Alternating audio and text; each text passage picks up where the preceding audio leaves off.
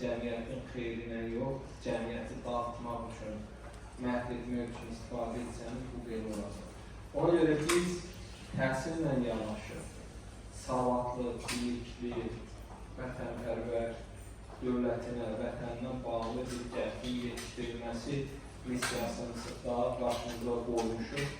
Vətən müharibəsində bizim qələbəmizdə də bax, həmən bizim gənclərimiz, elədir mi? Böyük bir rol oynadılar, nəyə görə? Çünki onlar həm də tərbiyə almışdılar, həm də bir nümunə götürmüşdülər. Onlar vətən eşqi ilə alışıb yanırdılar. Və o mənada bax, bu məsələyə də biz önəm verməliyik ki, mən indi bugün müəlliməm, müəllim kimi fəaliyyətimi davam etdirəm. Amma mən bütün dərslərimin bir 5 dəqiqəsini, 10 dəqiqəsini, 15 dəqiqəsini mütləq tərbiyəvi məsələlərə həsr edirəm. İndi mən universitetiyəm, sizdə biraz daha az da ola bilər. Amma tərbiyəvi söhbətlər çox önəmlidir. Bugün tərbiyə işi də çətindir. Mən baxıram, burada maraqlı bir başlıq var, dəyişən dünyada. Dünyamız çox sürətlə dəyişir.